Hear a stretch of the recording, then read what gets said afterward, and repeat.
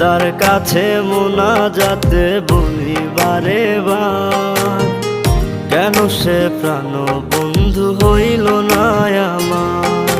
খোদার কাছে মোনাজাতে বলি বারে বার, কেন সে প্রাণ বন্ধু হইল না আমার। নই কি আমি তার যোগ্য, নাকি আমার এমন ভাগ্য, এত ব্যথা সইতে আমি পারবো না যে আর।